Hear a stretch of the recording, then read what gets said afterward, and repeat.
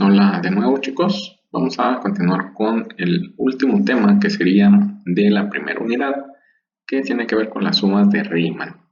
Este es un tema tal vez donde ya empieza lo complicado, por decirlo de alguna manera, o lo algebraico, mejor dicho. Entonces, ¿qué pasa con estas sumas de Riemann? Pues bueno, vamos a ver un pequeño ejemplo donde recuerden ustedes hay que leer la teoría antes de todo esto. Y bueno, les menciono un ejemplo en donde pide igual hacer una aproximación del mismo ejercicio, de hecho, del video anterior, del tema anterior, que les dice la misma función, x cuadrada, con 6 rectángulos, con n igual a 6. Ya saben cómo se saca el intervalo, ya saben cómo se saca delta x, y pues en este caso, como el delta x quedó en medio y son rectángulos por la derecha, pues comenzamos con un medio, dos medios, tres medios, etc, etc, etc. Pero para hacer las sumas de Riemann, ¿qué es lo que vamos a hacer? Lo que vamos a hacer es generalizar. Es decir, vamos a tomar nuestra n sin valor, únicamente como una n en general. Entonces, si aplicamos nuestro delta x, pues sería 3 entre n. Por lo que ya habíamos visto, b menos a era 3 entre n. Y este es nuestro delta x que vamos a utilizar.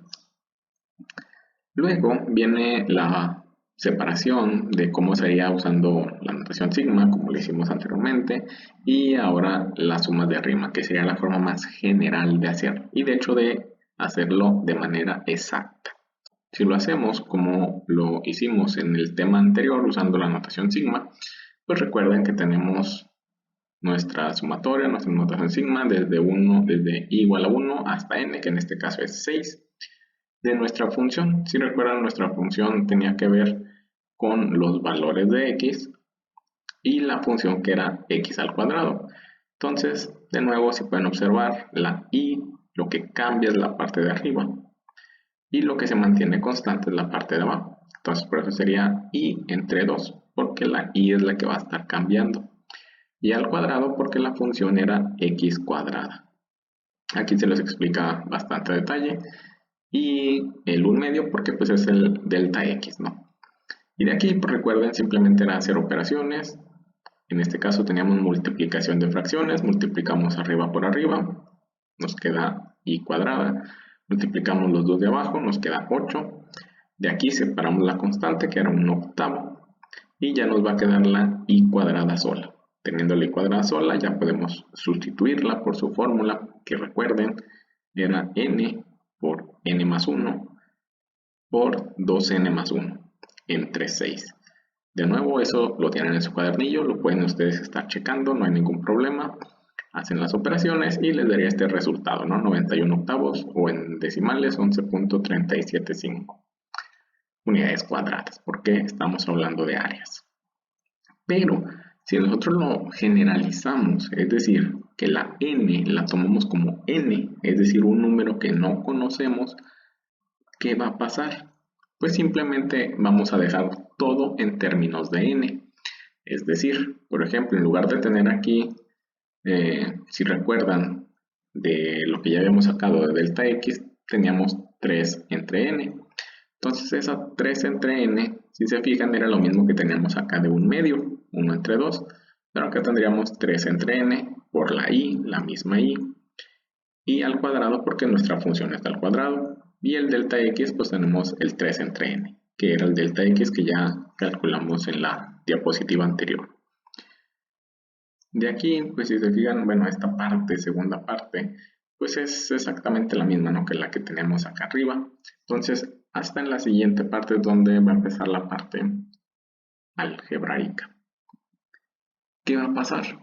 Pues simplemente hay que comenzar a desarrollar, a hacer lo que ya sabemos de matemáticas. En este caso, en la primera parte, si se fijan, hay que elevarla al cuadrado. Entonces, 3i al cuadrado, pues son 9i cuadrada. Y n al cuadrado, pues n cuadrada. Aquí ya tenemos la multiplicación de fracciones. Recuerden, arriba por arriba, abajo por abajo. 9i cuadrada por 3, 27i cuadrada. N cuadrada por n cúbica. De aquí, recuerden, sigue sacar las constantes. ¿Cuáles son las constantes?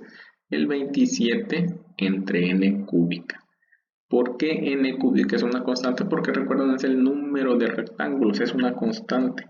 La variable es la i, es el índice de esta notación sigma, de esta sumatoria que va a estar cambiando. Esa no es una constante, es una variable. Entonces, pues sacamos el 27 entre n cúbica. Y pues ya como tenemos la i sola dentro de nuestra sumatoria, pues aplicamos la fórmula que, si recuerdan, como lo comentamos hace rato, era n por n más 1 por 2n más 1 entre 6, que recuerdan era una de las fórmulas que habíamos visto anteriormente.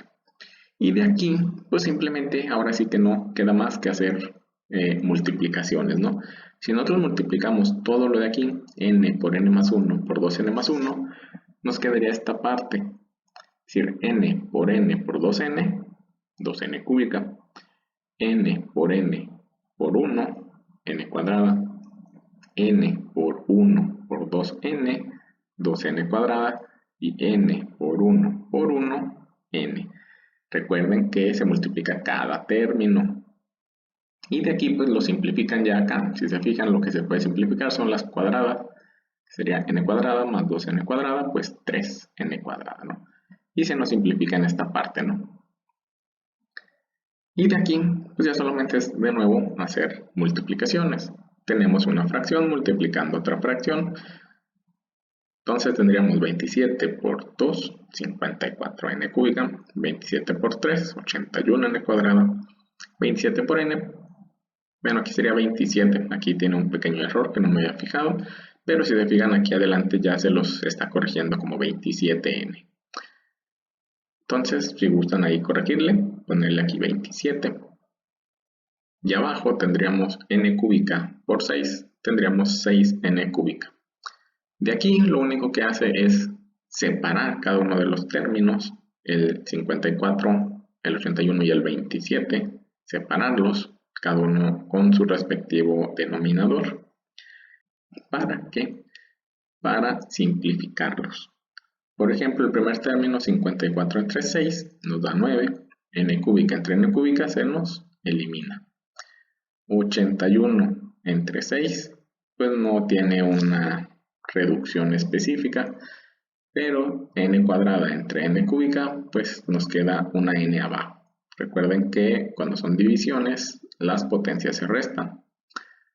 Y de aquí 27 entre 6, tampoco tiene una simplificación completa. Se podría simplificar a tercios, pero pues sigue siendo fracciones, ¿no? Y entonces el cuadernillo se lo deja así, pero pudiera simplificarse a tercios. Y n entre n cúbica les quedaría n cuadrada abajo en el denominador. Y ahora sí, la parte más importante o la parte interesante de esto es que esta área total está en términos de n, es decir, en términos del número de rectángulos.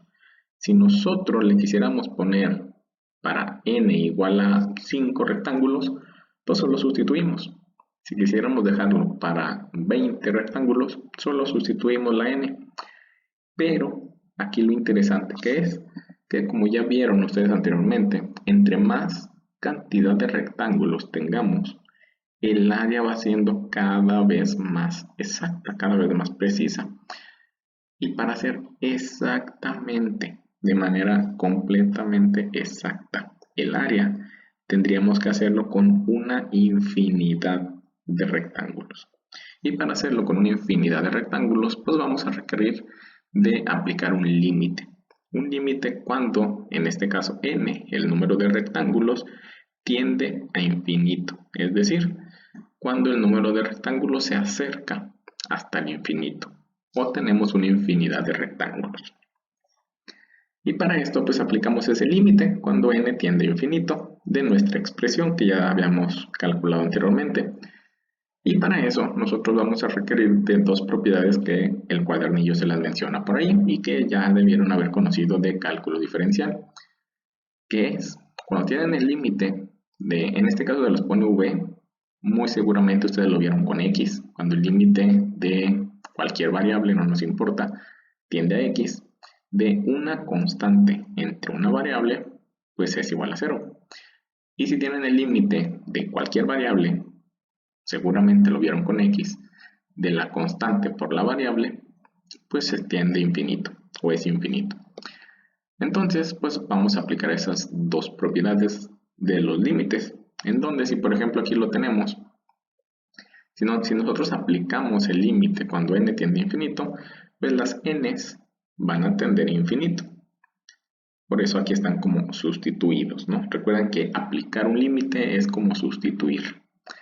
Y de aquí, pues si se fijan, tendríamos 6 por infinito, pues constante por infinito, pues va a ser infinito, ¿no? Y infinito al cuadrado por constante, pues va a seguir siendo infinito. Pero aquí tenemos constante entre infinito, y constante entre ese infinito sería 0. Entonces, este 81 entre infinito se nos cancela, este 27 entre infinito también se nos cancela, sería 0, y sería 9 más 0 más 0, pues 9. Y esta es el área exacta de la función que acabamos de calcular, que son 9 unidades cuadradas. Esto nos va a servir para lo que sigue a continuación, que van a ser las integrales, pero lo veremos posteriormente. Igualmente, este tema lo vamos a ver un poco a detalle en la clase presencial, para que ya más o menos lo lleven un poco más digerido con el video. Si tienen dudas, recuerden, hay que preguntarlas y nos veríamos en una próxima ocasión.